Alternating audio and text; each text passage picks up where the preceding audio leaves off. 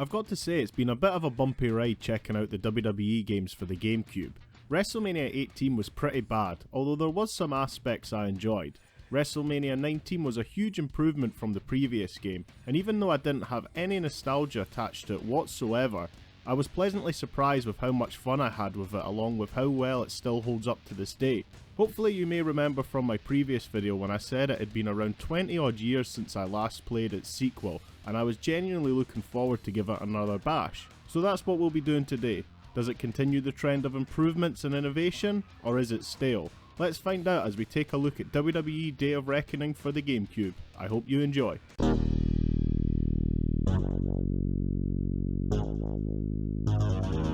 Day of Reckoning was released in August of 2004 exclusively on the Nintendo GameCube. Once again developed by Yuke's and published by THQ. Out of all the WWE games released for the GameCube, this is the one I remember playing the most, so I've been looking forward to revisiting this for the first time in 20 odd years or so. That is mad when I think about it. Keep in mind this game came out between SmackDown Here Comes the Pain and a few months before the first SmackDown vs Raw was released. Before I continue, can we just take a moment to look at the name change? Why Day of Reckoning when the previous WWE Nintendo exclusive titles were WrestleMania 18 and 19? In fact, Nintendo also gave us WrestleMania 2000, which was the 16th WrestleMania if we're going in order here. I'm well aware of other WrestleMania games because I've already covered them, but none of them were named with a number at the end of them. It stopped with the previous game at 19, and it wouldn't be until we got WrestleMania 21 on guess what? The Xbox. That's actually really annoying, don't you think? Anyway, I remember booting this up for the first time and watching that intro video and having my mind absolutely blown. As far as I was concerned, this looked way better than SmackDown Here Comes the Pain. I may make comparisons here and there, but this video isn't a comparison between the two. As you know, I'm going through the WWE GameCube games and playing them for what they were at the time in the interest of fairness, as I do with all my other videos. But yeah, this intro is still class. Then on to the main menu where you get your face melted by the sounds of Anthrax and Public Enemy's 1991 tune Bring the Noise.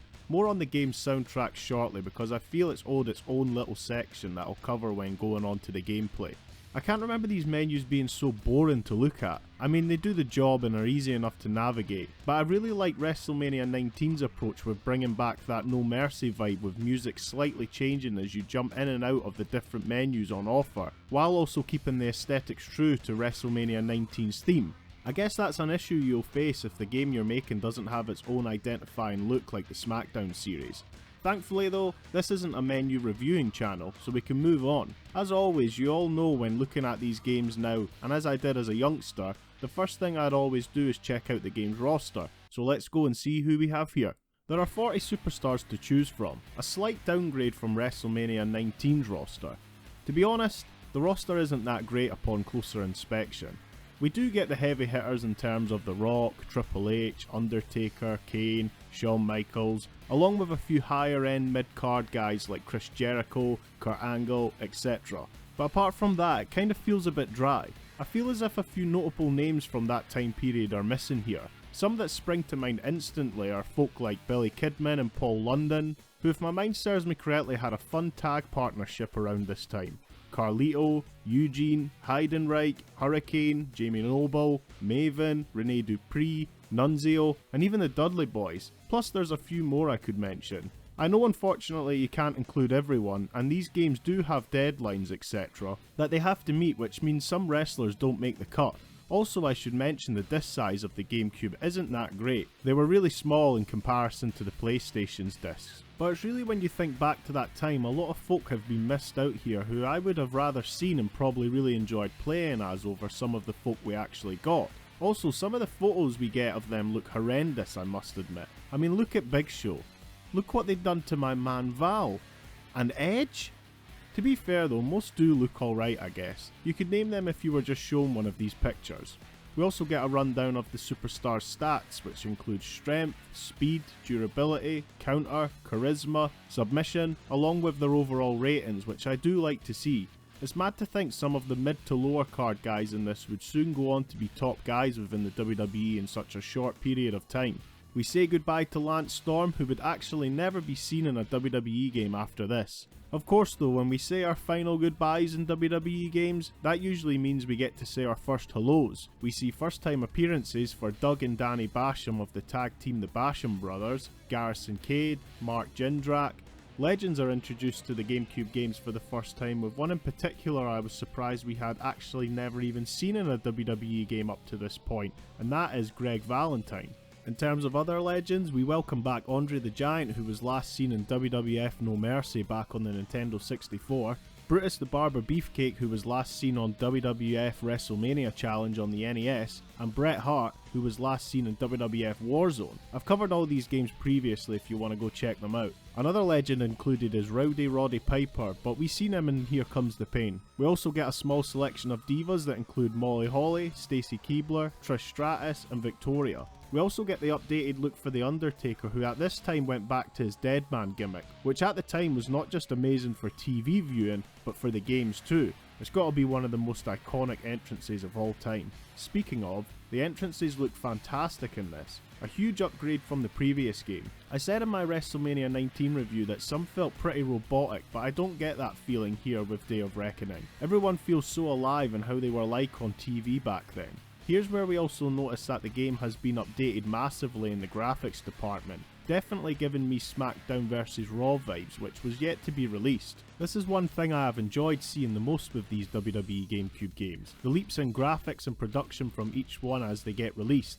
Like, I'm not even in my first match yet and I'm already feeling as if I'm in for a completely new ride compared to the previous game. The lighting and sound design for each entrance is brilliantly done. Unfortunately, no ring announcements made whilst the superstars make their entrance, but I was blown away by the entrances at first. It took me a few good matches before I even realised this. I don't know why, but how come it took the WWE games so long to get the Legends entrances correct in these games? Like in Here Comes the Pain. They had them come down to the ring in a little cart with no music playing. In this, yes, at least they are walking, but they don't have their original music playing, but instead the game's soundtrack is their theme song, which they all use the exact same song. Yeah, of course it's cool they included the legends that we see in this, but I've never seen the point in adding things unless you're going to do them complete justice. As great as the entrances are, one thing I noticed which I found weird was the WrestleMania 20 set design. For some reason feels really small compared to the other arenas, which all look fantastic and accurate by the way. But yeah, I'm not sure what is up with the WrestleMania 20 set. Thankfully though, once in game, and with the stages being used as the backdrop in game, it does look great, along with all the others. While on the subject, let's check out the gameplay. As always, when I cover the gameplay, I'm not going to tell you which buttons does what. As like the previous WWE installments on the GameCube, it's incredibly easy to pick up and play, which makes it enjoyable straight off the bat. Along with a graphical upgrade, this also translates well into the gameplay. I can't quite put my finger on what has changed, but everything just feels a lot more fluent and direct from the previous game, which if you remember correctly, I did enjoy also. It doesn't feel as arcadey as WrestleMania 19, which isn't a bad thing, although I did like the balance Here Comes the Pain got. Just a good mix of realism and arcadey. This game just hits differently though for some reason, and really not much has changed in terms of grappling. We still have an extensive amount of grappling moves we can pull off from various positions. Strong and weak grapples are present here, and I feel they have a lot more weight to them, along with striking moves. Finishing moves work the same as the previous game also. Once you build up your momentum bar, you can pull off a finisher, and within this short time frame you can pull off as many as you can until it runs out. You can also steal finishers in this too. We do get a couple more additions added into the gameplay department. The first one you'll notice is the wrestler's body gauge shown on screen. Just like how we've seen in SmackDown Here Comes the Pain. It works the exact same also. The more you zero in on a specific body part, this gauge will show you how much damage you're doing and have caused, going from yellow, amber, and finally red.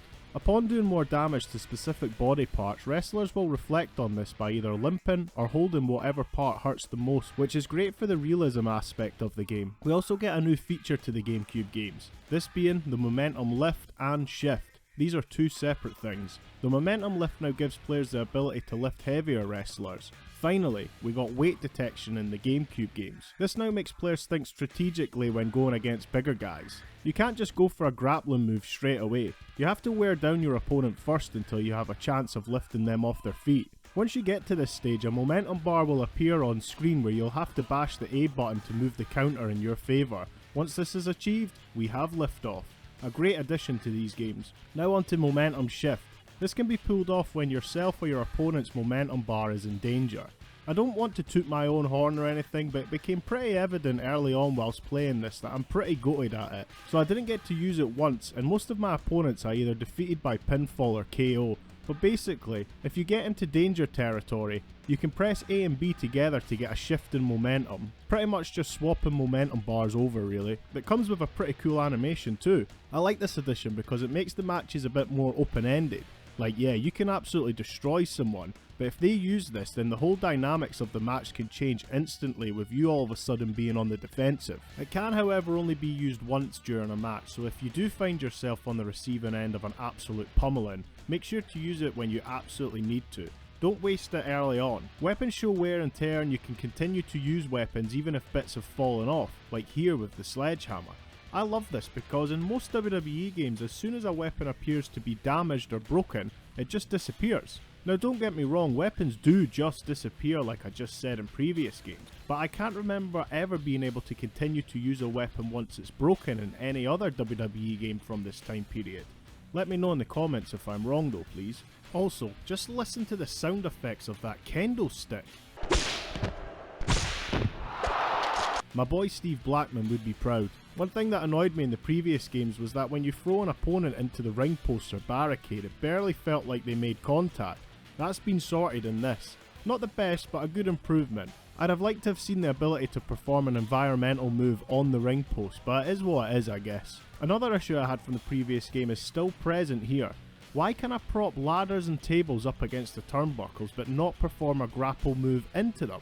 The only way to see anything close to this is by throwing an opponent into them and perform a running striking move. This really shouldn't annoy me as much as it does. There is no commentary in this game at all. Instead we get a soundtrack from real artists with licensed music. As you may remember from the start of the video, I'd said I'd dedicate a little piece just for the game's music. Correct me if I'm wrong, but I believe that this is the first WWE game to feature a full licensed soundtrack by real groups, and I've got to say on paper, all the tracks are pretty good, but do become very repetitive due to the lack of variety. I believe there is only 8 or so tracks on here, so yeah, be prepared to hear the same songs over and over and over again. There was always the option to turn the music down, which I did eventually, so I could listen to my own music on my sound system while playing this. I have so many gigs coming up, so this gave me the perfect chance to listen to the bands of the gigs I have coming up. But as I said, I believe it's the first to do this, and as far as I'm aware, that trend has never stopped. With how great the gameplay is, I bet you're all wondering what match types we have on offer here, and unfortunately, it's the exact same as the previous game. Bar one though. We finally have a new match type added here, and when you think of that time period, what match springs to mind first? Gotta be the Elimination Chamber, right? That chamber match at Survivor Series 2002 was, and still is, absolutely top tier stuff. Bra Panties is the match we got added here. Why? I don't know. It's what you'd expect though in terms of gameplay. Beat them down and a mini-game button mashing bar appears to undress the divas. Really basic stuff, and a match in these games I just have no interest in. I'd much rather be watching these in real life rather than in-game, which is really annoying actually when you take a closer look at the Survivor Series arena. You can clearly see an ambulance there from Kane and Shane McMahon's ambulance match. You can clearly see the burial site for The Undertaker and Vince McMahon's Buried Alive match. Why not include them instead? Unlike the previous game where we had loads of backstage areas to fight in due to the game having its revenge mode, there is absolutely none of that in this game. Every match takes place inside the ring unfortunately. No upgrade to the steel cage matches either. The only time you can interact with the cage itself is when you're escaping. I'd have loved the ability to be able to use the cage as a weapon against my opponent. Hell in a Cell has all the bells and whistles from the previous game, so yeah, not much has changed in the match type department, which is a shame really because I'd have liked to have seen how these matches could be played out with the updated features to the gameplay. So yeah, that's the gameplay. Can't really argue with the new things added, further improving on from the previous game. It's incredibly easy to pick up and play, so I don't think any newcomers will have any issues with this. Let's take a look at the Create a Superstar feature. Now, if you're a subscriber to my channel and have watched all my wrestling videos, you're probably thinking, Prick, don't you usually cover the game's story mode first before jumping into the Create a Superstar mode? And yes, you'd be right, but if you try and play the story mode, this is what you get. So let's get the Create a Superstar feature out the way first before diving into the game's story mode. So upon starting to create my wrestler, I thought it was going to be more or less the same as the previous game, but I was actually surprised with how many features this had and even expanded on from the previous game. Now I actually spent well over an hour creating this superstar, seeing as I knew this is who I was going to be using throughout my time in the game's story mode. And by taking my time, I think this is the most I've appreciated the Create a Wrestler feature out of all the WWE games I've covered this far. So I'll try and make this not too long, as I know you'll all be dying to hear what the story mode has to offer in this. I must admit, the appearance side of things are more or less the same as what we've seen before. You can fine tune each part of the body to your desired needs, a whole load of different attire choices, full costumes or individual pieces of clothing, and more can be bought from the WWE shop, more on that in a bit. For me though, this feature truly shines when you're choosing your wrestler's movesets and entrance. Like before, we get an animation of the move before picking, which is great, but an added bit of detail I really liked was how it showed what the implications of what the move would do. It shows the degree of strength. Does the move directly go into a pin after being executed? Will it possibly KO your opponent? Will they make them submit? And the chances of busting them open. You'll even notice some of the names for moves are in different colour, indicating the likelihood of any of these things happening. I absolutely love this. It really made me think about what moves I wanted to suit my playstyle. I seriously got lost here. I wrote my gameplay section before this part, and it's making me doubt if I even done the gameplay justice when you see just how many moves are actually on offer in this game. It is truly mind blowing if I'm honest, and I got lost in this for ages. The Create an Entrance feature was just as fun. So many camera angles to choose from, lighting and fog effects, pyro, you name it, it's all here. How they walk, their posture, you can literally make whatever you want. Of course I had to make mines out like I was in the middle of a war zone with pyro and explosions going off at any given opportunity. Love it. Like I said, I don't want to spend too much time on this because I know what you're all waiting for. Day of Reckoning's Create a Wrestler took what WrestleMania 19 done and really polished it up.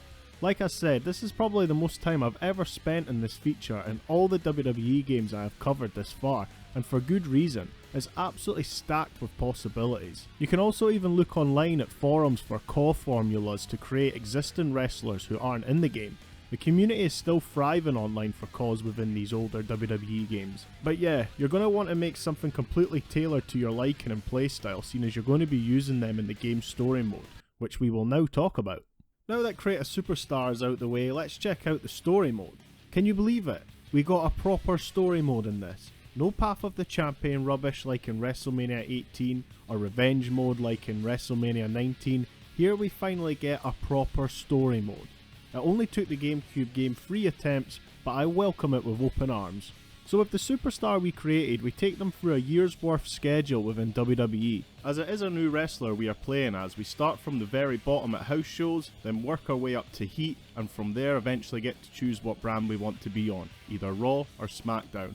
As always, I'd like to go through the things I really enjoyed about my experience with this playthrough, then the things I wasn't too keen on. Meeting top WWE personnels backstage is fantastic, and I mentioned previously the graphics do look amazing and everyone looks spot on up close and personal. Across your playthrough you'll bump into many people like Paul Heyman, Coachman, Vince McMahon. I mean, most people you'd expect from this time period are present in this. The writing too for each of the wrestlers' dialogue was really well done too, I thought. Unfortunately, this was just a little bit before the WWE games introduced real life spoken word into the story mode, so you have to read in all cutscenes. Which, come to think of it, is a bit weird considering the previous game had spoken word from the likes of Stephanie McMahon and Stacy Keibler, even if it was very brief. Not a big issue though when it's written as well as it is in this. Like, I can hear the wrestlers actually speaking these lines in my head whilst I'm reading them. These backstage segments help give the WWE world some life while we're playing in them. It really does feel alive and help make it seem like I'm not the only person in it. Like, we bump into Booker T at one point early on, who tells us he has been sent down to do some house show appearances because he is recovering from an arm injury and needs some ring time before going back up into the main roster. This all helps build in the world we are playing in, and it did kind of hit me that this is what it would potentially be like as a new guy in the WWE, as this is a side at the time of the game's release I had never really thought about before. During the start of the story mode you will face a lot of jobbers trying to also make it in the big time, and I've got to say they all look the part. Some of these are truly believable, well maybe not this cowboy, but it would have been so easy for them just to give us lower card guys to face. At least this way we're being put against others who are new. Same goes for the stage design for the house shows. It would have been so easy just to give us the Raw or SmackDown stage or something like that. Got to give props where it's due, and I've got to say it's a nice touch. It's always given me that constant reminder that we are not at the big time yet. Obviously, with us being a created superstar, we start with incredibly low stats, but we have the chance to upgrade these with points earned from winning matches. After each match, we get a result card with a grading system for successful strikes, grapples, counters, etc. Then this is exchanged into attribute points we can use on our superstar. It's a nice touch to be rewarded for mixing it up a bit in the ring. Along with being granted attribute points, we also get cash which can be used in the WWE shop zone. Here we can buy movesets, attire for created superstars, arenas and weapons. I also like that certain things that may happen during backstage segments also impact you in the ring. For example, I was attacked backstage during a cutscene which then seen me come into the ring visibly in pain, and also my body was actually weak, shown by the body gauge once the match had started. This wasn't the only time I noticed this. There was also a section during the beginning where I was told Matt Hardy had a bad leg, and right enough, once our match started, he was visually hurt in his legs, indicated by both the way he walked and also his body gauge. The last and final thing I really liked was the way the title belts looked in this. Unfortunately, like most WWE games at the time, the only time we see these is in the game's story mode, and it's such a shame. Just look how fantastic these looked, filled with detail which I'm sure all of us WWE fans could appreciate, not just at the time, but also now. I should however actually mention that I've applied many texture packs to the games I run on emulation through Dolphin. That many in fact, that I can't remember which games I've done this to, so the title belts looking this good may be due to a texture pack, so apologies in advance if yours don't look the same. Now before I get into the things I wasn't much of a fan of, I'd just like to say I genuinely enjoyed my playthrough of the game's story mode. It was such a breath of fresh air to finally get one in these GameCube games because they were seriously lacking it in the previous ones. Now with some things I didn't like, and this was more of an issue at the beginning which sort of calmed down towards the middle and at the end, and that was the fact I was constantly being told what to do. You see, each match has special conditions you must meet to continue the story. At the beginning though, I just felt like it was some sort of nagging wife simulator.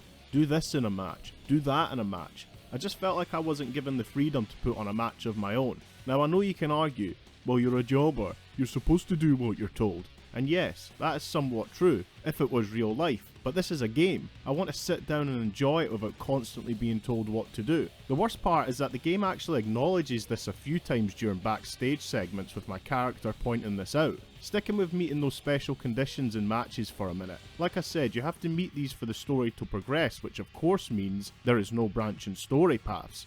You need to make sure you meet everything that is thrown at you or else it's back to the beginning of said match. To make things worse, if there isn't even a special condition for you to meet, you still have to win the match. There was one match I had which had absolutely no impact story-wise if I was to win or lose. I unfortunately lost it and was gobsmacked that I had to replay this exact same match even though there was no special requirements to meet, or it even having anything to do what was going on story-wise. Also, I found one special condition rather confusing as it was described to me backstage by Triple H in a very vague way. I was going against Batista for the Intercontinental title and was told to attack Batista with a sledgehammer to send a message to him. Fair enough. So I knock out the ref, grab the sledgehammer and attack Batista. Then I got DQ'd for it. Second time round I done the same, but this time I didn't get DQ'd. Went for the pin and got this. Even though I clearly used the sledgehammer on him, I'm now thinking, what the hell do you want me to do here? Obviously I'm trying to win the Intercontinental title belt here, so I'm doing it in a way I expect it to be done, but no. You've got to hit Batista with a sledgehammer without knocking out the ref, so he can see it take place.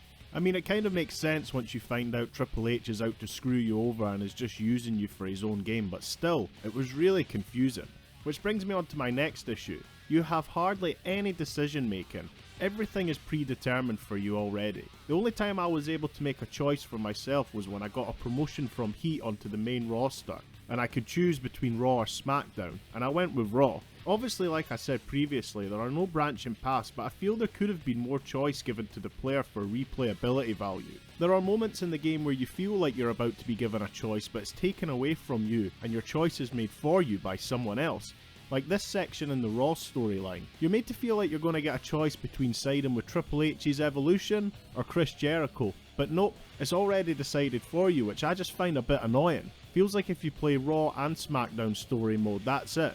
I will give the SmackDown playthrough a go eventually because, as I've mentioned, it's been many years since I last played this game. Another issue which I find a lot of the older WWE games have when it comes to the story mode is I feel like you're put against the same people a lot, and for most of the time, absolutely no reason. Day of Reckoning takes this a bit further though, at least on the Raw playthrough anyways. I felt like I was in the tag team division for far too long, to the point where I was done with it way before I was ready to go on a singles run.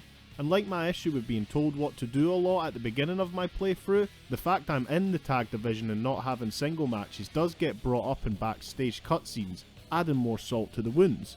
It's almost like the developers knew people would get bored, so they start mentioning about going on a singles run to keep you going. I know a lot of people probably like tag matches, but I'm not really a fan, especially when you can't control your partner, so all my tag matches went like this.